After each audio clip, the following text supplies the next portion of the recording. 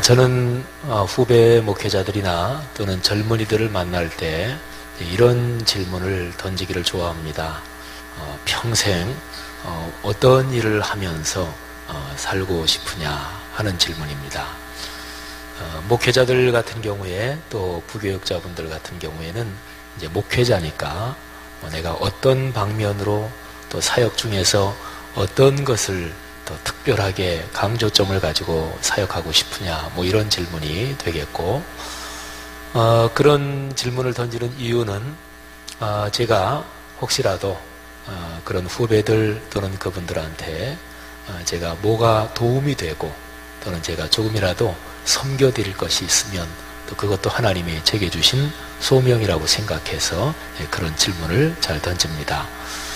지난 월요일에 일본에 사역하기 위해서 김포공항으로 가면서 제 차로 이제 부교육자 두 분하고 같이 이렇게 갔습니다. 차 타고 가면서 제가 또 그런 질문을 던졌어요. 평생 뭐 하면서 살고 싶으냐? 어떤 방면으로 사역하고 싶으냐? 두 사람이 이런저런 얘기를 했는데 그 얘기를 잘 듣고 또 마음에 담아뒀습니다. 사람은 살면서 내가 하고 싶은 일을 직업으로 가지면서 그렇게 인생을 살아가면 그게 가장 행복한 것이라고 하지요. 그런데 현실적인 이런저런 여건 때문에 내가 좋아하는 일, 그게 꼭 직업으로 연결되지는 않습니다. 평생 뭐 하면서 살고 싶은가? 이런 얘기를 후배분들이나 다른 젊은 사람들한테 들을 때 어떤 경우에는 이런 느낌이 오는 경우도 있어요. 평생 하고 싶은 그 소원 또는 가지고 있는 꿈이 주님의 영광을 위해서 또는 모든 사람의 덕을 위해서가 아니고 자기 개인의 목표 달성 또는 개인의 야망이라고 할까요? 그런 게 아주 강하구나, 이런 느낌이 오는 그런 얘기들도 있습니다. 사람은 살면서 내가 무엇을 원하는가, 이런 질문을 던지는 것은 참 중요합니다. 사람은 살면서 소원이 있어야 되고 그리고 열망, 열의가 있어야 되죠. 이게 삶의 에너지지요. 무엇을 원하는가, 뭘 하고 싶은가 하는 거지요. 이거는 소욕의 문제요 또는 욕구의 문제라고 할 수가 있습니다. 그래서 무엇을 바란다, 원한다 하는 한자, 욕이라는 한자를 써가지고 이거는 욕에 관련된 문제, 이게 무엇을 원하는가, 하고 싶은가 하는 것입니다. 근데 이것과 연관해서 한 가지 질문을 더 던져야 될 게 있는데, 내가 원하는 그것이 여러 가지 여건상 가능하냐 하는 것입니다. 가능한가? 원하기는 하는데 가능하지 않은 일도 있잖아요. 예를 들어서 내가 유럽을 한번 한 2달 길게 좀 시간을 잡아서 다 한번 여행해보고 싶다. 원하기는 하지만 돈이 없으면 못하는 것이고, 또 그만큼 낼 시간적인 여유가 안 되면 그건 못하는 거지요. 그러니까 하고는 싶은데 할 수 있는 가능성은 없는 거지요. 이 가능성, 할 수 있는가, 가능한가, 이거는 능력의 문제고 그리고 종종 헤게모니의 문제일 수도 있습니다. 나는 하고 싶은데 이런저런 인간관계, 내가 속해 있는 그 구조에서 내가 충분한 능력이 없어서 내가 그 일을 할 만한 주도권이 없어서 못하는 경우도 많으니까 헤게모니의 문제라고도 할 수 있고, 이거를 한 글자로 표현하면 힘의 문제, 이렇게 얘기할 수 있습니다. 그러면 아까 얘기한 그거하고 이 두 번째 질문하고 서로가 비교가 되면서 아주 중요한 2가지 질문이 되는 거죠. 첫 번째는 원하는가, 이거는 욕, 소원의 문제고, 두 번째 가능한가, 이것은 힘의 문제입니다. 살면서 현실적으로 이 2가지 질문을 던지면서 내 삶을 잘 꾸려가야 됩니다. 사랑하신 여러분, 보통 일반적으로 사람들이 사는 방식은 이 2가지 질문하고 연관해서 여기에 계속해서 덧셈을 해가는 거예요. 그게 삶이라고 볼 수가 있습니다. 내가 이런 거를 하고 싶다. 근데 하고 싶은 거를 성취했어요. 성취했을 때 허전함이 찾아올 수 있습니다. 지금까지 그 목표를 놓고 그거 하고 싶고 그거 이루고 싶어서 계속해서 애써왔고 힘들어도 그것 때문에 참고 그리고 이런저런 상황 속에서도 그 목표를 바라고 왔는데 그거를 드디어 달성했습니다. 그럴 때 새롭게 하고 싶은 것, 새롭게 원하는 것이 없을 때 사람은 허전할 수가 있습니다. 자녀를 생각하면서 자녀를 기르고 자녀 한번 잘 길러야 되겠다 뭐 이런 것 때문에 오로지 거기에 매여가지고 살아온 부모가 자녀가 결혼해서 자기들 서로 좋아라고 부모별로 생각하지 않고 그럴 때에 심각하게 타격을 받는 것은 말하자면 그런 구조 때문에 그렇다고 볼 수가 있습니다. 그러니까 살면서 이 두 가지 내가 뭘 원하는가 그리고 내가 원하는 그것이 가능한가 여기에 대해서 사람은 늘 더하기를 하면서 살아가는 거예요. 이게 통상적인 삶의 방식이라고 볼 수가 있습니다. 그런데 이제 여기에 신앙적으로 관찰하면 여기에 문제가 있습니다. 내가 무엇을 원하는가? 내가 그것을 할 수 있는가? 그러니까 주어가 중심이 나인 거죠. 신앙에서 우리가 통상적으로 많이 들은 얘기가 내가 중심이 아니라 주님이 중심이다. 이런 얘기는 많이 들으셨죠? 그래서 제가 지금 드린 이 두 가지 질문, 원하는가? 그리고 가능한가? 이 두 가지 질문과 연관해서 오늘 여기 성경 본문 말씀은 신앙적인 각도에서 이것을 어떻게 볼 것인가? 그런 가르침을 우리에게 줍니다. 오늘 성경 본문이 6절이에요. 51절부터 56절까지. 근데 여기에 가운데쯤에 아주 중요한 문장이 있습니다. 제가 설교 본문으로 그 문장을 이렇게 빼낸 그 문장인데요. 성경이 어떻게 이루어지겠느냐. 이 문장은 사실은 제가 설교 제목으로 딱 빼냈습니다만은 이 문장만 딱 떨어져 있는 표현은 아닙니다. 앞뒤로 쭉 이어져 있는 그 글 속에 그냥 들어있는 건데 제가 딱 빼낸 거지요. 앞뒤로 연관된 문맥을 한번 읽어보면 다음과 같습니다. 예수님이 하시는 말씀인데요. 내가 만일 그렇게 하면 이런 일이 있으리라 한 성경이 어떻게 이루어지겠느냐 하시더라. 이런 문장이에요. 내가 만일 그렇게 하면 이런 일이 이루어질 것이라고 성경에 예언된 것이 어떻게 이루어지겠느냐. 제가 여기서 빼낸 문장 성경이 어떻게 이루어지겠느냐 요거는 반어법입니다. 예수님이 말씀하시기를 만일에 그렇게 하면 성경은 안 이루어진다 뭐 이런 얘기죠. 예수님은 여기서 이 반어법을 가지고 성경이 이루어지기 위해서 하나님의 말씀이 삶의 현장에서 구체적으로 성취되기 위해서 무엇이 필요한가 그런 얘기를 우리에게 가르쳐주고 계십니다. 자, 여기가 이제 핵심되는 문장이 54절 성경이 어떻게 이루어지겠느냐 요 반어법적인 요 표현 요 54절을 중심으로 그 앞에 있는 세 절을 제가 잠깐 설명을 드리겠습니다. 51절, 52절, 53절이지요.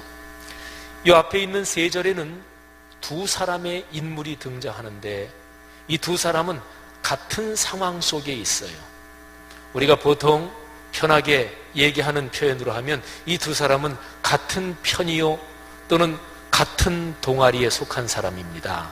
그리고 지금 처한 상황도 똑같아요. 그런데 반응은 아주 달라요. 너무너무 대조적입니다.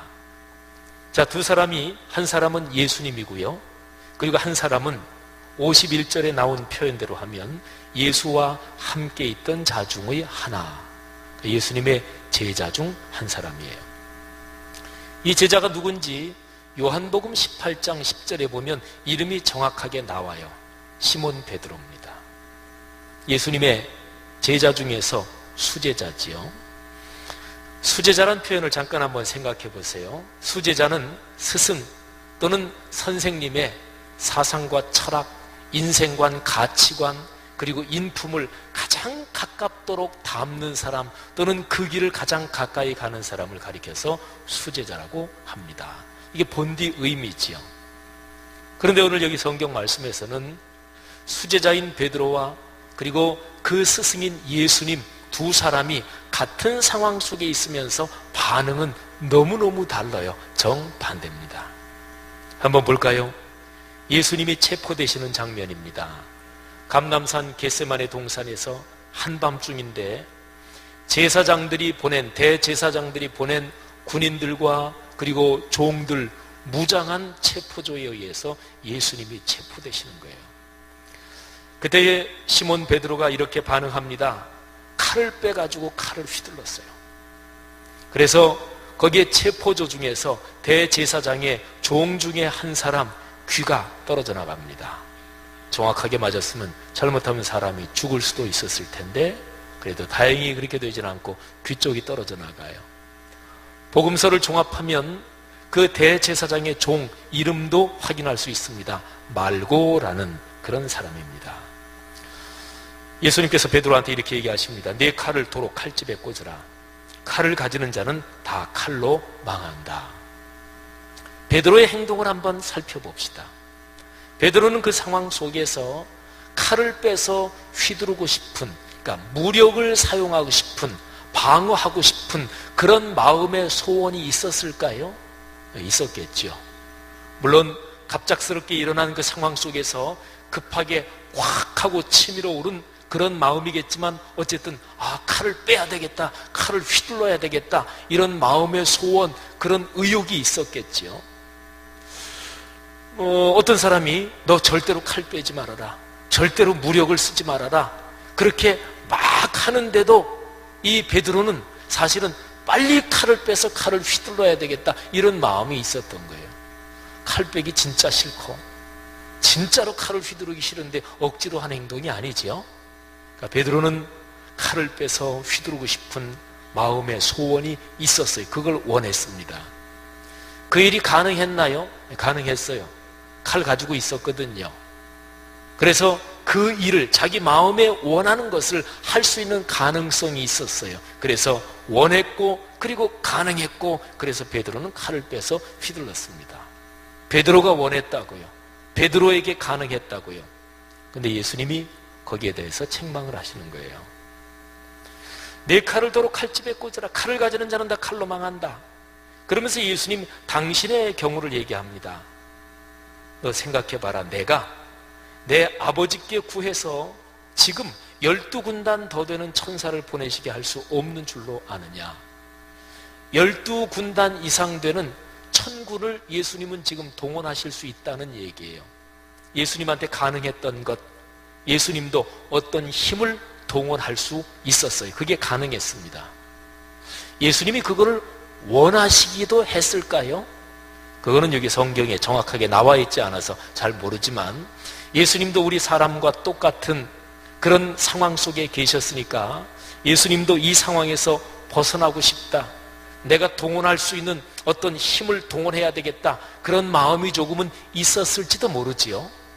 근데 이제 성경을 쭉 읽어보면 예수님은 겟세마네 동산에서 3번씩 주님 앞에 나가 기도하면서 3번째 기도할 때는 사실은 입장 정리를 마친 상태였어요. 제 뜻대로 안 하겠습니다. 아버지의 뜻대로 하겠습니다. 그러니까 예수님이 이 상황에서 어떤 힘, 무력이든 뭐든 어떤 힘을 동원하기를 원한다, 하고 싶다 그런 마음은 아마 별로 없으셨을 거예요. 하나님의 뜻대로 순종한다. 그런데 그 일이 예수님한테 가능하긴 했습니다. 근데 예수님은 안 하시는 거예요. 그러면서 하신 말씀이 바로 그거예요. 내가 내 아버지께 구해서 12군단 이상 되는 천군 어떤 힘을 동원한다면, 만일에 내가 그렇게 한다면 지금 이런 일이 진행될 것이라고 예고된, 예언된 성경이 어떻게 이루어지겠느냐. 그러니까 베드로처럼 하면 성경이 이루어지지 않는다 그런 거예요. 네가 원하는 거, 네가 할 수 있다고 다 하면 그러면 성경이 어떻게 이루어지겠느냐. 요점이 그것입니다. 내가 원하는 것, 그리고 내가 할 수도 있는 능력, 여건도 되고 그러면 보통 사람은 하지요. 그런데 내가 원하고 내가 가능한 그거를 그렇게 다 하면은 성경 말씀은 이루어지지 않습니다. 이 두 가지 질문, 이거를 한 덩어리로 놓고요. 내가 무엇을 원하는가? 그게 내게 가능한가? 이거를 한 덩어리, 이거를 1군에 속한 질문이라고 보십시다. 근데 또 한 덩어리의 질문이 있어요. 제 2군에 속한 질문이라고 한번 표현해 볼까요? 여기에도 두 가지 질문이 있습니다. 이런 질문이에요. 이거를 하는 것이 필요한가 하는 질문입니다. 필요한가? 예를 들어서 돈이 한 5천만 원 생겼는데 진짜로 가외로 생겼고 아무런 어디에다 써도 괜찮은 돈인데 5천만 원 정도 생겼으면 내가 예를 들어서 한 200만 원짜리 가방을 산다든지 뭐를 해도 뭐 괜찮잖아요. 뭐 여윳돈으로 생긴 거니까 쓸 수 있잖아요. 근데 이렇게 쓰는 게 필요한 일인가? 이렇게 한번 생각을 해보는 거죠. 내가 원하고 할 수 있다 그래서 다 하는 게 아니라 필요한가? 이런 생각을 하는 거예요. 이거는 이성과 합리성으로 한번 판단을 해보는 거예요. 그리고 도덕과 윤리의 가치를 따라서 한번 점검을 해보는 거예요. 이게 필요한가? 필요성에 대한 질문입니다. 그 다음에 또 하나의 질문이 있습니다. 마땅한가? 이거는 당위성에 대한 질문이에요. 이 당위성이라는 건 이런 거예요. 최고의 높은 어떤 기준을 말합니다. 그래서 마땅히, 사람이라면 마땅히 그렇게 해야 되고 사람이라면 마땅히 지금 거기에서 그걸 하지 말아야 되고 어떤 제일 높은 기준, 제일 높은 어떤 명령을 말하는 거지요. 그거는 신에게서부터 오는, 그리고 절대자 하나님의 뜻을 말합니다. 그래서 마땅한가? 이 당위성에 대한 질문은 신앙과 절대 가치, 궁극적인 가치, 그거를 잣대로 놓고 한번 생각해 보는 걸 말해요. 자, 보십시오. 첫 번째 덩어리, 제1군에 속한 질문, 내가 원하는가? 내가 할 수 있는가? 두 번째 덩어리, 제2군에 속한 질문, 이게 필요한가? 그리고 마땅한가? 보통 통상적으로는 세상을 살아가고 인생을 살아가는 보통의 방식은 이 첫 번째 덩어리, 제1군의 질문, 주로 이거를 많이 생각해요. 그리고 1군의 질문, 이거를 자꾸만 플러스 하면서 1군의 질문과 연관된 그 능력 여건을 자꾸 더해가면서 살아요. 이게 통상적인 삶이에요. 그런데 신앙인은 두 번째 질문, 제2군에 속한 질문, 이 질문을 던지면서 사는 사람들이 신앙인입니다. 내가 지금 마음속에 하고 싶어요. 그리고 할 능력도 돼요. 하지만 그게 공공의 덕을 위해서, 도덕윤리적인 가치에 비추어 봐서 그게 필요한가? 그리고 더군다나 하나님의 진리의 말씀, 하나님의 뜻, 절대적인 가치에 비추어 볼 때 그게 마땅한 일인가? 이거를 생각하고 이 질문을 던지는 사람, 그 사람을 가리켜서 그리스도인이라고 그랬습니다. 사랑하는 성도 여러분, 내가 원하고 내가 가능한가? 여기에 따라서만 움직이면 세상이 힘 있는 사람, 그리고 능력 있는 사람, 그런 사람들이 판치는 마치 정글이 되지 않겠어요? 우리 그리스도인이면 적어도, 아니면 그리스도인이다, 이 신앙인이라는 걸 떠나서 일반적으로도 그래도 인간답게 품위 있게 산다 그러면 2군에 속한 질문을 던지면서 살아야 돼요. 이게 필요한가? 이게 마땅한가? 하는 질문이죠. 사랑하신 여러분, 제가 오늘 여기 6절 되는 그 성경 본문에서 제일 가운데에 성경이 어떻게 이루어지겠느냐, 54절, 요거를 중심에 놓고 앞에 부분을 설명을 드렸어요. 예수님하고 베드로 너무나 다르잖아요. 예수님은 당신이 할 수 있는데도 안 하시는 거예요.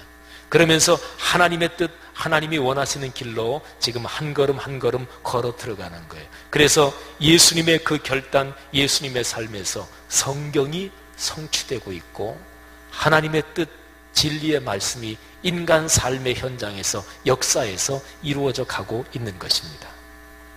자, 54절, 성경이 어떻게 이루어지겠느냐? 거기 뒤에 있는 두 절을 제가 연관해서 좀 더 설명을 드리겠습니다. 뒤에 있는 두 절, 그러니까 55절, 56절이지요. 55절에서는 예수님께서 이렇게 말씀하십니다. 당신을 잡으러 온 체포조들한테, 군인들, 종들이 잡으러 왔지만 뒤에서 모든 것을 지휘하고 한 사람들은 제사장들, 대제사장들이에요. 제사장들, 서기관들, 장로들, 성경이 이렇게 표현되어 있는데 그냥 대표 선수로 해서 제사장들, 이렇게 한번 생각을 해보십시오. 그런데 주님께서는 이렇게 말씀하시는 거예요. 내가 강도냐? 내가 뭐 피해 다니기를 했느냐? 숨어 다니기를 했느냐? 너희가 강도를 잡는 것처럼 그렇게 칼과 몽치로 무장을 하고 나를 잡으러 왔느냐? 나는 날마다 성전에 앉아서 가르쳤다. 55절에 나오는 표현이에요. 예수님은 날마다 성전에 앉아서 공개적으로 사람들을 가르쳤습니다. 이 표현에 주목합시다. 가르쳤습니다. 뭐를 가르쳤을까요? 말씀을 가르쳤죠. 예수님은 하나님의 말씀, 진리의 말씀을 가르치실 때 이거를 단순한 지식으로만 그렇게는 예수님은 절대로 가르치지 않았습니다. 예수님은 거의 무슨 말씀을 가르치실 때마다 끄트머리 가서 이거는 실천해야 된다. 그래야 복이 된다. 그런 얘기를 강조하신 적이 많아요. 그러니까 예수님이 날마다 성전에 앉아서 가르쳤다 이 얘기는 하나님의 거룩한 진리, 하나님의 말씀이 삶이 되도록, 말씀이 삶이 되도록 가르쳤다 그런 얘기지요. 그런데 그렇게 날마다 가르쳤는데 제사장들은 예수님의 가르침 거기에 마음을 열지 않았고, 예수님은 날마다 가르쳤는데 제사장들은 거기에 마음을 닫고 계속해서 엇나가고 있었고 계속해서 충돌했지요. 한번 이렇게 표현해 보겠습니다. 누굽니까? 도대체 이 사람들이 예수님께서 말씀이 삶이 되어야 된다고 가르치는데 그 가르치는 가르침에 계속적으로 충돌하는 사람들, 그리고 가르치는 사람과 계속 충돌하는 이 사람들이 도대체 누굽니까? 제사장들인데 이 사람들이 누구예요? 우리는 성경을 읽으면서 예수님의 제자들 그러면 그냥 의식적으로 무의식적으로 오늘날 우리가 생활하는 이런 삶의 현장으로 비교해 보면서 예수님의 제자들 그러면 교회 안에 있는 사람들, 예수님을 공격하고 십자가에 못 박은 제사장들 그러면 그 사람들은 교회 바깥에 있는 사람들, 무의식적으로도 그렇게 생각하기 쉬워요. 그런데 아닙니다. 이 사람들이 누구예요? 제사장들, 교회 안에 있는 사람들이에요. 교회 바깥에 있는 사람들이 아닙니다. 예수님께서 성전에 앉아서 날마다 가르치셨는데 오늘날 주님의 가르침을 듣는 사람들은 교회 안에 있는 사람들이지요. 교회 밖에 있는 사람들이 무슨 말씀의 가르침을 정기적으로 받겠어요? 예배라도 참석해야 말씀의 가르침을 받으니까 오늘 여기서 주님께서 말씀이 삶이 되어야 된다고 날마다 가르치시는데, 그런데 그 가르침에 계속해서 충돌하고 반대하고, 그리고 가르치는 사람과 계속 충돌하고 반대하는 사람들은 교회 안에 있는 사람들이요, 이 제사장들이 바로 그런 사람들이었습니다. 자, 이 55절 제사장들에 대한 얘기고, 자, 56절 거기에는 제자들 얘기가 나옵니다. 자, 예수님이 체포되면서 제자들이 다 예수를 버리고 도망했습니다. 그런데 56절에 보면 이렇게 되는 것은 다 선지자들의 글을 이루려 함이니라 이렇게 말씀하시면서 체포되시는데, 예수님이 체포되시는 순간에 제자들은 다 도망갑니다. 아까하고 비슷하게 그렇게 한번 워딩을 표현을 해보겠습니다. 도대체 누굽니까 이 사람들이? 말씀이 삶으로 이루어지는 구약 성경의 예언이 이루어지는 그 순간 그 상황이잖아요, 사실은. 그런데 말씀이 삶으로 이루어지는 그 상황에서 도망치는 사람들, 이 사람들은 도대체 누굽니까? 제자들이잖아요. 사랑하신 여러분, 55절에 나오는 제사장들이나 56절에 나오는 제자들이나 사실은 예수님을 중심에 놓고 보면은 이 두 그룹은 정반대에 있는 그룹이잖아요. 제자들은 예수님하고 가까운 사람들이고 제사장은 예수님을 공격하는 사람들이니까 제사장들, 제자들은 정반대편에 서 있는 사람들 같이 보이지요. 근데 아니에요. 똑같습니다. 제사장들은 말씀이 삶으로 이루어져야 된다고 그런 가르침에 계속 충돌하고 반대하면서 예수님하고 엇나가고 있었고요. 제자들은 말씀이 삶으로 이루어지는 그 상황에서 도망치면서 예수님하고 엇나가고 있었던 거죠. 내가 뭘 원하는지, 그리고 내가 그거 할 수 있는지 나를 중심으로 놓고 물어보면 제자들도 마찬가지고 제사장도 마찬가지고 누구나 마찬가지입니다. 하나님의 거룩한 뜻, 주 예수 그리스도와 엇나갈 수밖에 없습니다. 신앙생활 하시면서 그런 얘기를 많이 들으셨잖아요. 신앙생활은 죄스러운 자아가 죽는 것이 신앙생활이라고. 그리고 옛사람은 죽고 새사람으로 다시 태어나는 게 그게 신앙의 삶이라고 그런 얘기는 많이 들으셨잖아요. 말하자면 그 원리입니다. 여러분, 제사장들이 나중에는 충돌하지 않습니다. 우리 교회 주제 성경 구절이기도 한 사도행전 6장 7절을 한번 떠올려 보실까요? 하나님의 말씀이 점점 왕성하여 예루살렘에 있는 제자의 수가 더 심히 많아지고, 그리고 뒤에가 어떻게 이어져요? 허다한 제사장의 무리도 이 도에 복종하니라. 여러분, 제사장들은 나중에는 말씀이 삶으로 되는 하나님의 거룩한 진리의 도, 진리의 가르침에 충돌하지 않습니다. 거부하지 않습니다. 고집부리지 않습니다. 거기에 순종하게 됐습니다. 제자들은 역시 마찬가지예요. 나중에 제자들은 말씀이 삶이 되는데 거기에서 도망치지 않고 거기에 헌신합니다. 자신들의 삶을 바칩니다. 사도행전 2장부터 5장이 보면 그게 대표적으로 너무나 명확하게 잘 나타나 있습니다. 베드로, 요한을 비롯한 제자들이 예수님의 복음을 전한다는 것 때문에 체포돼서 채찍질도 당하는데, 그때에 그들은 주 예수 그리스도의 복음과 주님을 위해서 이렇게 채찍에 맞고 감옥에 갇힐 수 있다는 이 위대한 특권을 받으니 얼마나 감사한가 하면서 기뻐하고 있어요. 제자들은 더 이상 말씀이 삶이 되는 그 현장에서 도망하지 않습니다. 피하지 않습니다. 몸을 사리지 않습니다. 머리를 굴리고 계산하지 않습니다. 그냥 단순하게 자기의 삶을 헌신합니다. 여러분, 우리는 어떻습니까? 살아가면서 제1군에 속한 질문, 내가 뭘 원하는지, 내가 그게 가능한지, 이 질문을 주로 하시면서 사십니까? 2군에 속한 질문, 하나님의 진리의 말씀을 중심에 놓고 하나님의 뜻을 가장 높은 위치에 놓고, 그리고 여기에 비추어 볼 때 이게 필요한 일인가, 이게 마땅한 일인가, 이런 질문도 좀 자주 하십니까? 제1군에 속한 질문, 여기에 계속 덧셈을 하는 거예요. 통상적인 사람들은 그래요. 그래서 내 능력을 키우고 내 스펙을 키우고, 그 자체가 나쁜 건 아니에요. 근데 거기에서 중심이 죄된 자아가 중심이니까 그게 문제지요. 근데 이게 덧셈을 하다 보니까 이게 성이 안 차잖아요. 돈 벌고 권력 더 얻고, 그리고 내 소원, 내 야망을 더 키우고, 여기에 자꾸 더 하고 싶은데 덧셈 가지고는 성이 안 차니까 곱셈을 하는 거예요. 그리고 제곱, 세제곱, 나중엔 지수로 나가고, 그래가지고 최종적으로 원하는 게 뭐예요? 한꺼번에 그냥 팍 하고 되는 거. 그걸 가리켜서 대박이라고 그런대요. 그죠? 내가 뭘 원하고, 내가 그거를 할 수 있고, 여기에서 이걸 자꾸만 극대화시키고 계속해서 덧셈의 극대화로 나가는 거예요. 이거는 신앙이 아닙니다.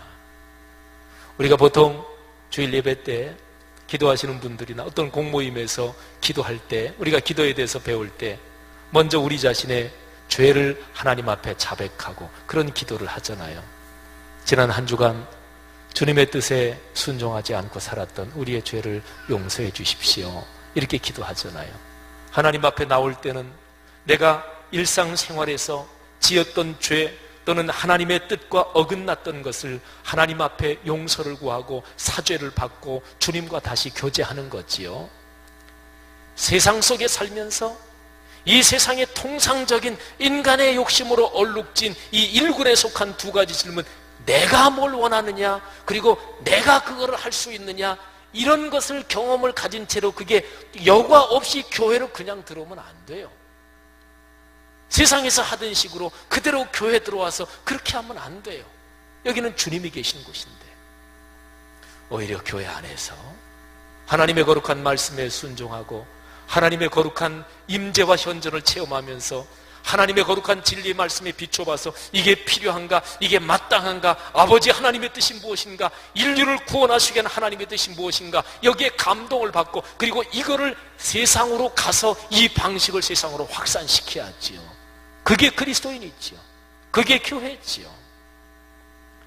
사랑하신 여러분, 갈라디아서 2장 20절 저 유명한 말씀을 다 기억하시죠?